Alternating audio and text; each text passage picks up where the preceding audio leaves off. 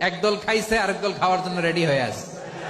মিজানুর রহমান আজহারী সাহেব তার যশোরের মাহফিলে বলেছেন, দেশে আহামরি কোনো পরিবর্তন আসে নাই, একদল খেয়ে গেছে আর একদল খাওয়ার জন্য বসে আছে।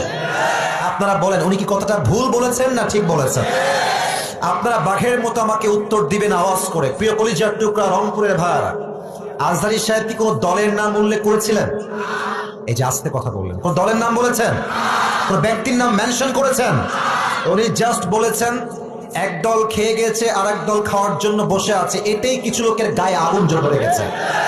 আমরা কোনো দলের নাম উল্লেখ করি না। আচ্ছা, মনে করেন যে আজহারী সাহেব কোন দলের নাম উল্লেখ করেই ফেলেছেন, কোন দলের নাম এক্স্যাক্টলি মেনশন করেছেন, তো আমাদের কি জনগণ হিসেবে বাক স্বাধীনতা নেই? বলেন সবাই, আছে না নাই? যদি আমাদের বাক স্বাধীনতা কেউ কাটতে চায়, তাদেরকে আওয়ামী লীগের ইতিহাস মনে রাখতে হবে যুবক ভাইরা।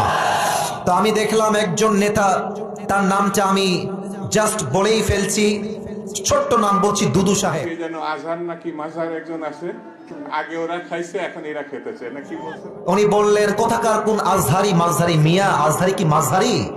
এটা কি আপনাদের সস্তা মনে হয়? আজহারি এটা হচ্ছে বাংলাদেশের ব্র্যান্ডের নাম যুবক ভাইরা আমার।